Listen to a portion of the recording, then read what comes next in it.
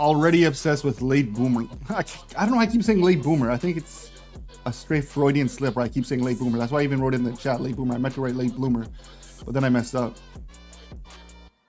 Oh man. Why did it? All right. But yeah, man. Show was interesting. I liked it. I'm not gonna mince it. I actually liked it. What is Twitter saying though? Download Crave Canada just for Jus Reign new show. This guy's following is rabid in terms of like the amount of love they have for him. I know he has a lot of haters, but they haven't come out yet. This man Jus Reign here promoting his new TV show and this. Oh, never mind. Yeah, this guy just okay. Just watched Late Boomer, and absolutely loved it. It's real, so well done, and I couldn't be more proud. Yaga, wow. From Cleveland. Weekend TV weekend picks. This guy just told us what he's watching. Thanks. Jalebi news. I hate when people make such like obvious ass TV or YouTube. I don't know. What is it about Jalebi news? It just doesn't sound cool. YouTube sensation just makes a comeback. What's their review say?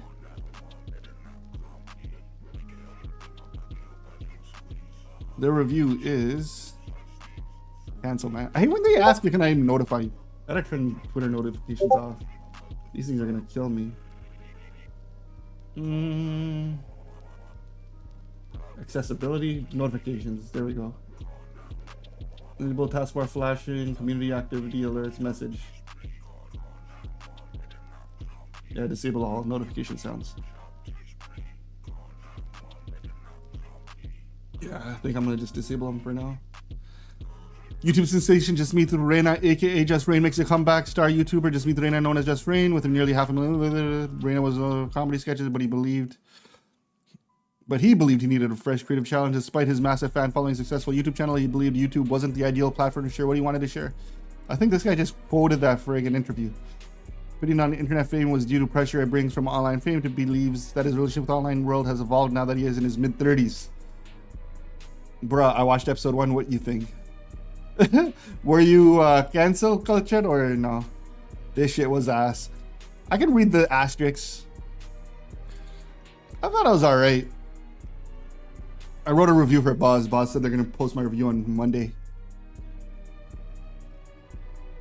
Found Jus Reign videos to be 10 out of 10. Late Boomer will also be a 10 out of 10. This was basically my thing. If you like Jus Reign comedy, you'll like the show. If you don't like acting, was dude, this guy who's playing the dad was great. No way you're shitting on the acting. I thought the acting was alright. Like the mom, dad. It wasn't. Yeah, I don't think acting was a problem. I think it's like if you're into that comedy, you're gonna like it. If you don't like it, you're gonna corny as fuck. See, you would have thought his YouTube skits was corny as fuck too, though, right?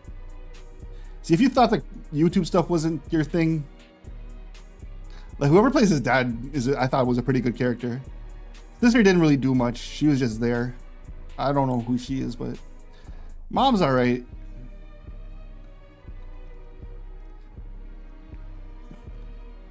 See, I don't know. Then I think my general thing is if you like this YouTube stuff, I think the show.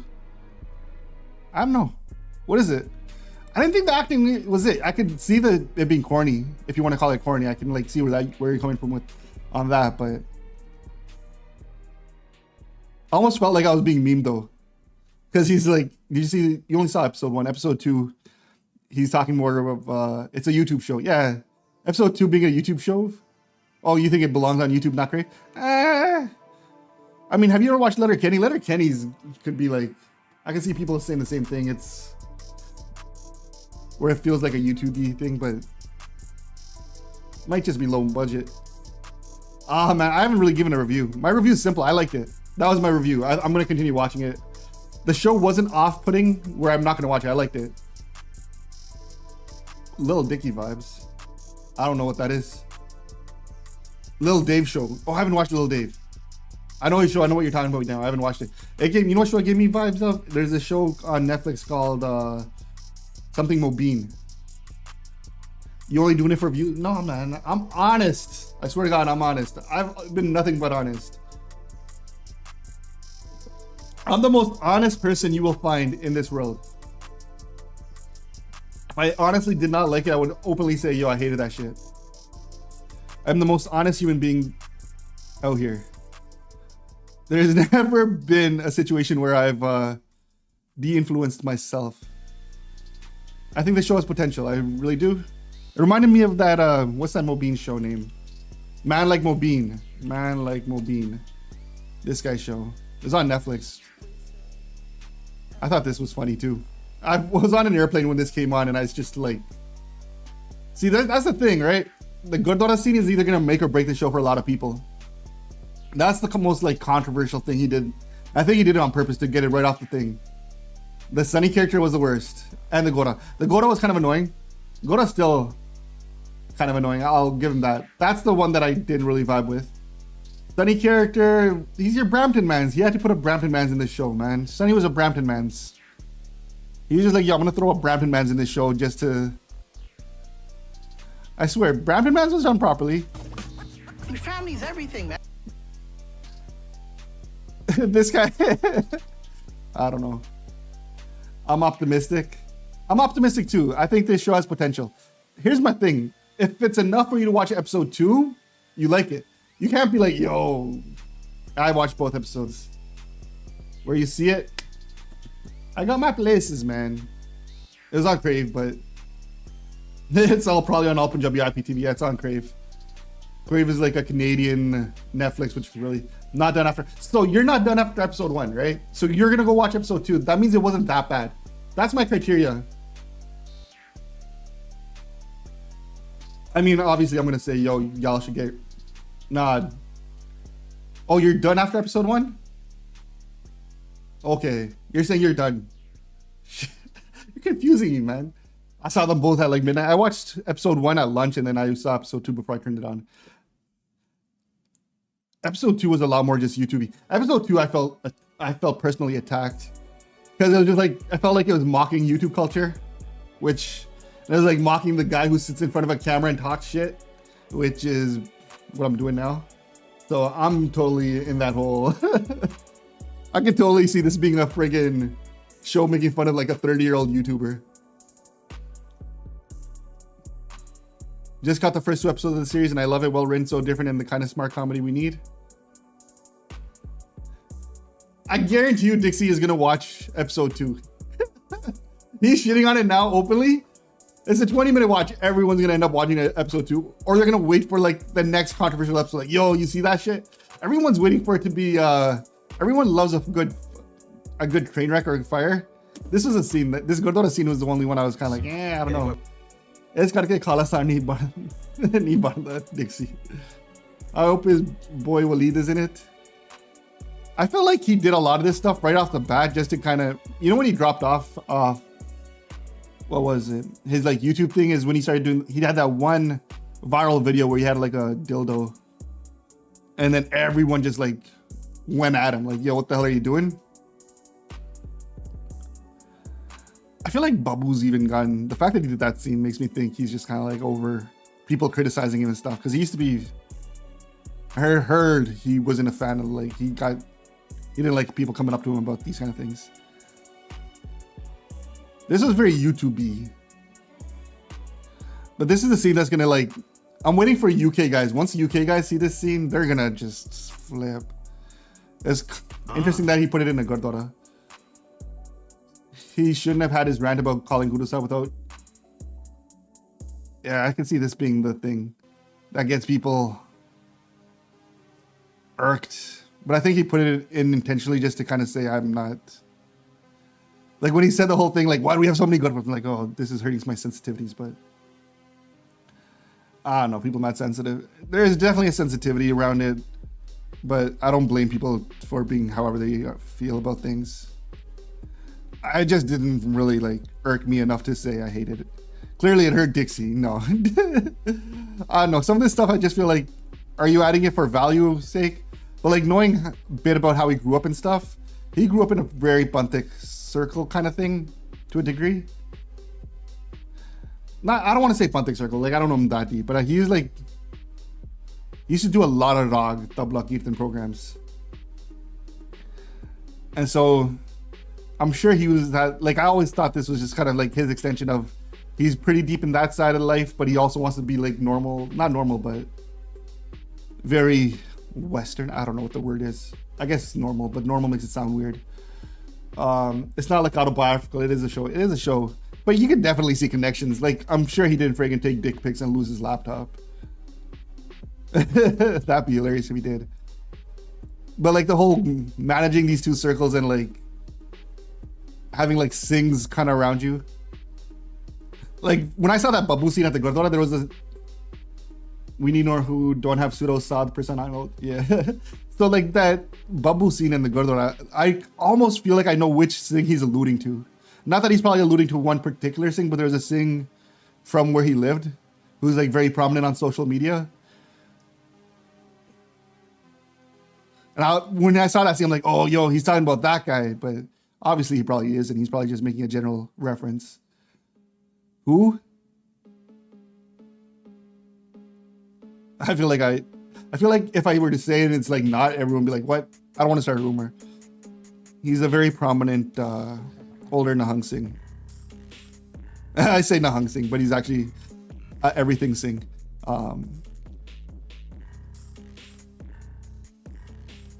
Yeah, I don't know.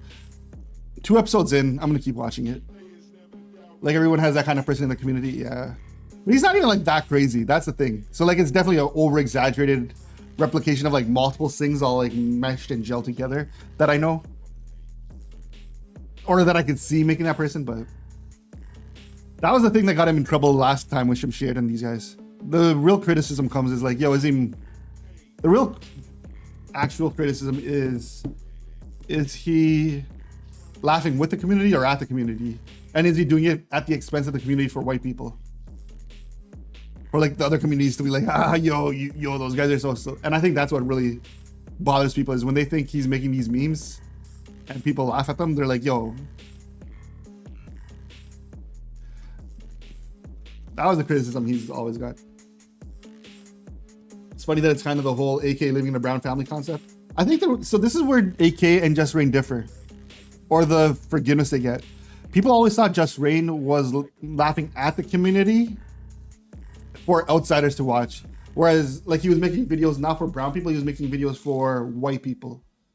Whereas, or like not even white people, but just like Gen Pop. You know, Jus Reign's videos are for Gen Pop, and when he's talking about us, it's kind of like, oh shit, you're doing it for those people. Whereas AK's videos, everyone kind of felt like, yo, he's doing it for the community with the community. So it's kind of like making inside jokes with it, with your boys. Whereas it always felt like Jus Reign was like revealing secrets, I guess. And I'm not saying I personally feel that way too. Yeah, I personally don't feel that way, but that was always a criticism I got. Like living from a brown fam was pretty over the top. But I don't know, maybe it's just because like AK didn't go as big and popular. And that's why it was always cool that AK did it. That's kind of also why I kind of respect what Brampton Grand. I don't know if you guys know Brampton Grand. He was on Instagram making skits. He kind of got to the point where he thought he was maybe making fun of the community at the community's expense instead of making, jokes. Inside that, he's just like, yeah, I gotta go. He's more religious now. Yeah. I mean, he was getting into Siki when he started doing his skits, and you could tell when someone's funny just by the things they observe. But I think part of it was like he was worried that his jokes were getting out of hand and being taken out of like the context that he was trying to make them in. Like people were using his jokes to like laugh at like sings instead of laughing, you know what I mean? Yeah, Trans Papa one was crazy. It was also very toxic and probably got him the most hate he's ever gotten. There isn't too much actual commentary online. I thought there'd be way more. No shot, late boomer only in Canada. What the fuck? Crave. They actually wrote up something for Bodge. Boz. Bodge. We'll see if they post that. Whatever. To me, it did. I just stick to see someone do something not crazy corny. I didn't think it was crazy corny. I think Dixie's kind of like, I think he's embracing the hate a little too much there. But we'll see. Like, I'm into the show right now. I feel like episode 1 was enough to keep me around. Episode 2 was enough to keep me around. Just be writing articles on the word Pudgy. There's just not much happening, man. Gotta keep things going. There's a level of virality you gotta maintain on your accounts. And you can only publish so many articles on like non-news events. The ARP and Karna thing is gonna be huge. Where they're like investigating, and it's funny because so many people know ARPN. I hope it opens doors for more young people. Storytellers are gonna, yeah. I'm curious if there's other people who want to get into this lane. It should be a good door opening. Also, Jus Reign from Guelph. He's like the only brown guy I ever met from there. Yeah, there is a decent amount of, Guelph's grown a lot with brown people over the years. My brother-in-law lived in Guelph for a couple of years, so I spent a lot of time in Guelph. But this was post Jus Reign. Like Jus Reign, when he grew up in Guelph, was probably a lot different time than now. So many students and stuff. Like the population in Guelph University is like, there's this huge problem in Guelph. Guelph was where the guy started tweeting saying, "Why are there so many brown people working at Walmart?" That was from Guelph. Like right now, Guelph white guys are so shook by the Punjabi takeover there. They're just like, what the hell? That's 100% true. Like his world is a lot more, it's not relatable to Brampton man's, you know what I mean? Yeah, Guelph, like even 5 years ago, was super white. And not just any white, man. It had like Hicksville white. It was Hicksville white. It's only recently gotten more diverse. Guelph, like, it was crazy, just the transition. I kind of started seeing the transition happen, and then now I heard it's a complete takeover. Community expected him to do like more real Punjabi stuff. It's odd, right? Like the expectations versus who you are. Like he's always, obviously his world and upbringing are completely different than a dude growing up in Brampton. Or like AK's case, where AK grew up in Rexdale. Those things are gonna affect how you do your content and what your stories are and how you perceive life and what you think is controversial even. Like some of these areas are just so heavily populated with completely different populations. I thought they gave it like a Rexdale vibe. Like they kind of put, the houses look very Rexdale. They're like, let's just keep it in the city rather than Guelph. It'd be hard to throw them in Guelph. The Gurdwara they had was like a very small house on the little mosque on the prairie vibe. I couldn't identify that. Have you seen Saib Singh? Not gonna lie, Apne should not give a shit about what Apne say and go mainstream so long as they keep true to who they are. Yeah.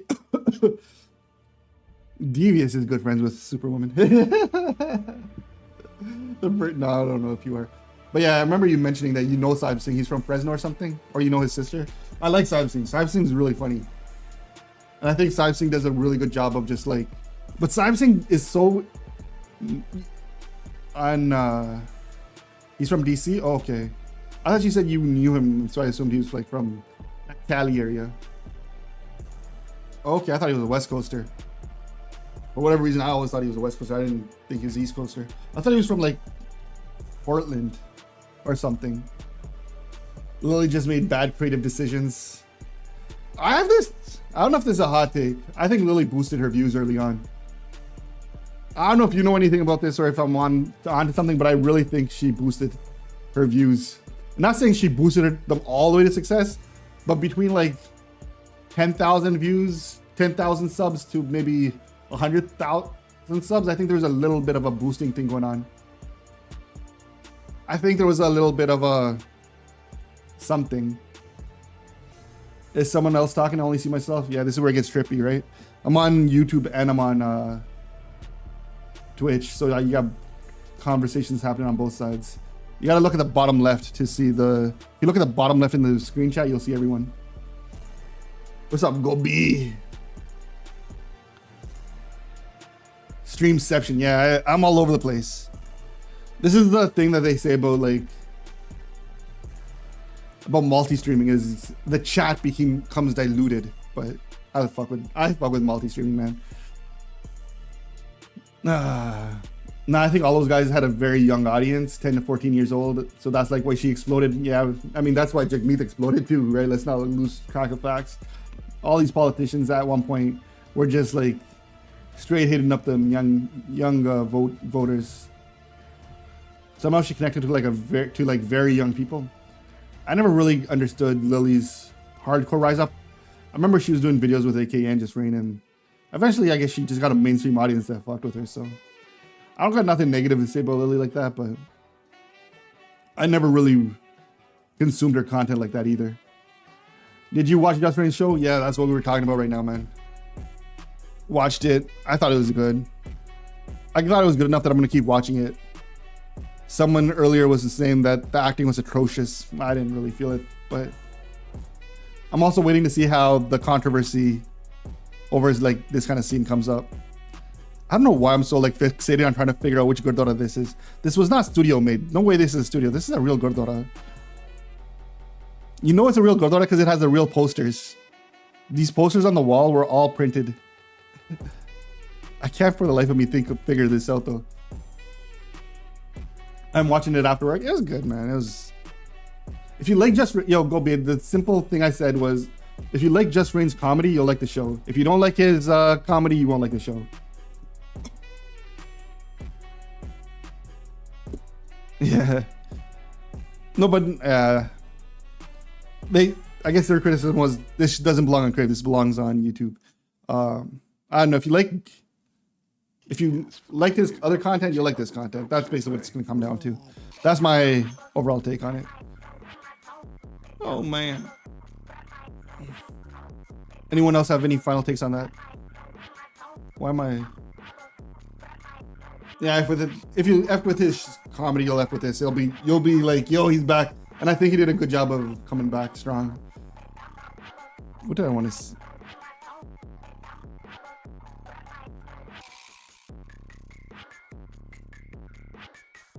There's one other thing I wanted to do, but I think we'll talk about Halo stuff later. How y'all doing though? It felt very low budget to be on Crave, but Crave does make low budget stuff. Crave is known to be like, Letterkenny for example is pretty low budget, but Letterkenny's so well written that I love it. But the credits got like 100 people on each episode. I mean, yeah, I wonder how much each episode costs to make. Are you gonna play Baba? Why do you guys get so offended when I just do Just Chat stuff?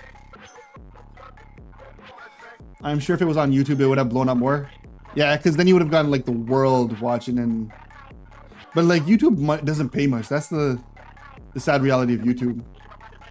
How much would this have made on YouTube is questionable.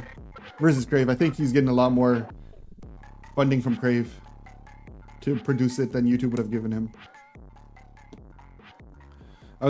So what is it? YouTube's average RP thing is like $10 for 1,000 clicks. And that's like at the highest level, they say, on educational content. It's $10 for every 1,000. But like, I wonder who at Crave found him. I mean, Crave's Canada based, right? So he's pretty well known in Canada from the social scene and YouTube scene. I'm sure there was like a lot of networking. The brown catering to brown people, is that the biggest bull? Actually, that's why I don't make brown music, to be honest. Yeah. I think episode 2 kind of goes into that. Russell Peters produced it. Oh shit. I thought I saw Russell Peters' name in the credits. I couldn't tell. Russell Peters, hopefully he gets his return on investment and keeps making more shit then. I'm really curious when we see a Russell Peters cameo. Russell Peters' acting though hasn't really taken off. I've seen him in a few shows that he tried to get going and Russell Peters fell off. I mean, it's the only reason he could fall off. His comedy tours would still do well. He can still rip a comedy show. I think Russell Peters comedically can still rip it. But it's also one of those weird things. You do that stuff once and it's hard to keep, like, you gotta keep coming up with newer material. And I think when I wouldn't say Russell Peters fell off. He's definitely not on, but no one's on constantly. Even like the IPTV and shit, there's brown people that can't live without it. I mean, IPTV's jokes is IPTV is just straight piracy, which I'm okay with, I guess. I grew up a pirate, so it's hard for me to be judgmental against piracy.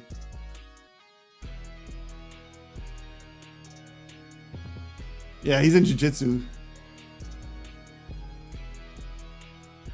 Yo, what's up, the chatter? How you doing, man?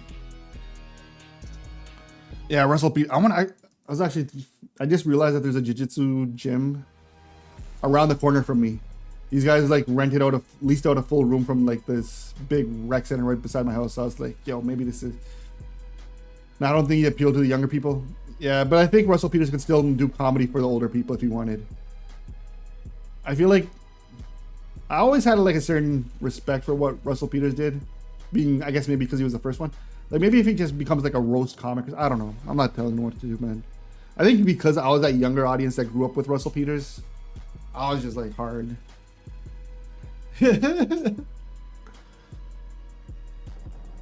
Are we talking about the Amy Schumer? I don't think that's tight. You think Russell Peters is Amy Schumer of brown people?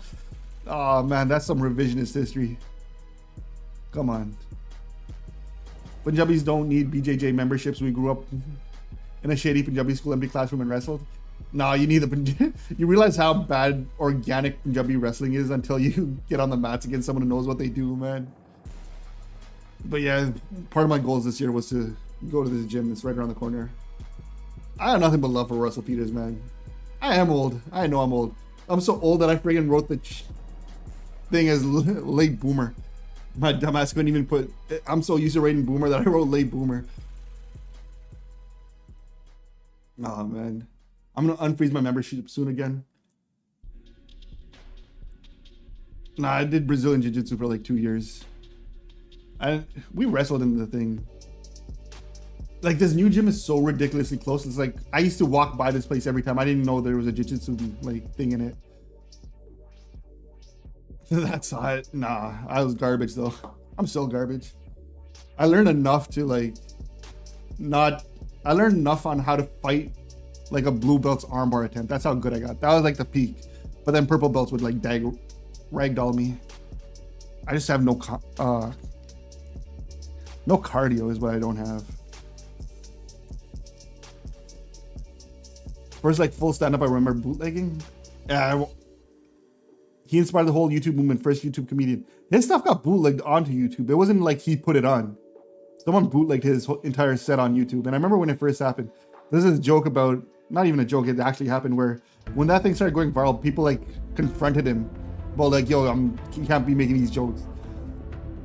Michael Cera went to my high school. Michael Cera went to Heart Lake? I knew he was from Brampton. I thought, whatever, man. Tory Lanez went to my high school. I had no idea Tory Lanez was a Kerner, man. And then it all made sense. Tory Lanez, Brampton, man. Who's that NBA player dating who like keeps cheating on the Kardashian? Another Brampton man.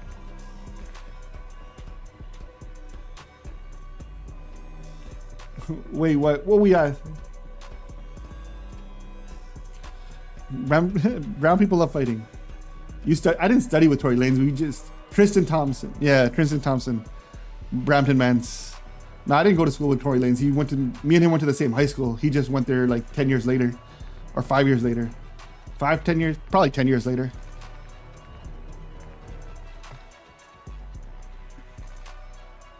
I was just kind of like, oh shit. He's at this school too.